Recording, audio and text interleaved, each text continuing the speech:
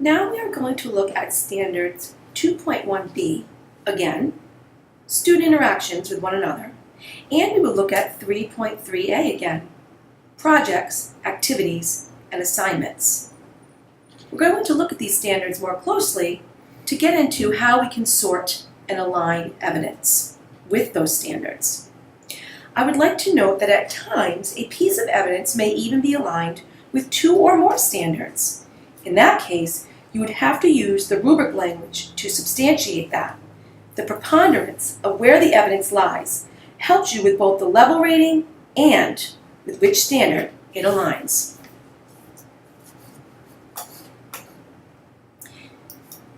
Here is an example evidence list of evidence that may be aligned with 2.1b, student interactions with one another, and 3.3a, projects, activities, and assignments. As we go through this, I would like to note that you could align these evidence pieces with other standards. We're just not looking at those today. I'll take you through these to show you where each evidence aligns. Listen carefully and think about how I differentiate each one. The first piece of evidence is something a teacher said. I like the way Jaden's eyes are on me. I did not think that this piece of evidence, although very good for the observer to note, I don't think they align with either one of the standards that we are working with now. They're probably more aligned with the educator interactions with students standard. The second piece of evidence, when given the directions to think, pair, share, the students were observed to move to their groups without any notice of bumping or unkind words witnessed during this transition. I thought that this piece of evidence aligned well with standard 2.1b, student interactions with one another. The third piece of evidence, when a question was posed, the teacher looked around the room to see who was volunteering. Different students were called on, Sam and Jaden. Although I think this is an excellent piece of objective evidence, I don't think it quite aligns with the two standards we're looking at today.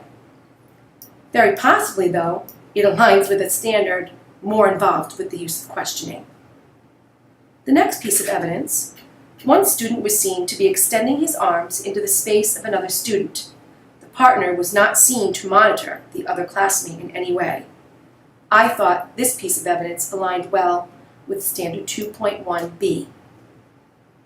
The next one, teacher modeled respectful language throughout the lesson, also aligned well with standard 2.1b. The next piece of evidence, no complex learning was identified in this short clip. Although this piece of evidence is leaning toward objective evidence, I do think that a little more objective evidence would be needed to go with this observation. And I do think it aligns well with standard 3.3a, projects, activities, and assignments.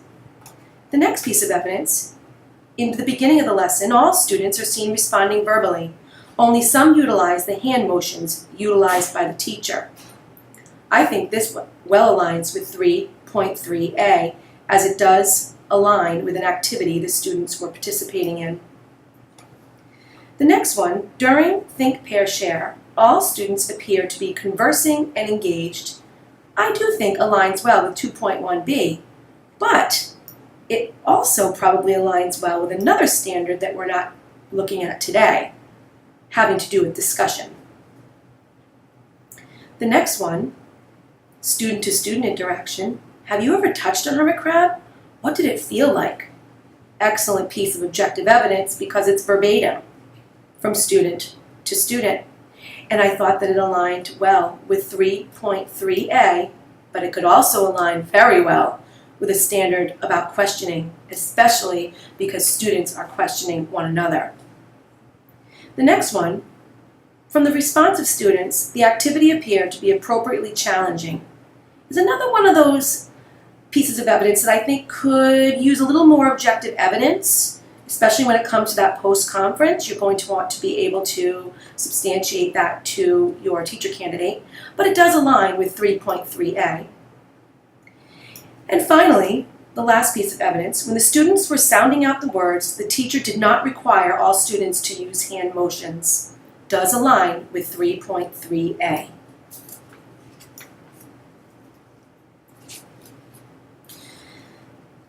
So here I have sorted the evidence that we just shared, and under the 2.1b and 3.3a standard, you can see how the sorting fell out. But again, look at the second bullet under 2.1b. This is a piece of evidence that may also align with another standard involving discussion, which we are not covering today. And look at the third bullet under 3.3a. Have you ever touched a hermit crab? What did it feel like? And again, this is a student-to-student interaction, and it's a question. So it may also be aligned with another standard regarding the use of questioning, and as I indicated before, it was especially valuable because it was student-to-student.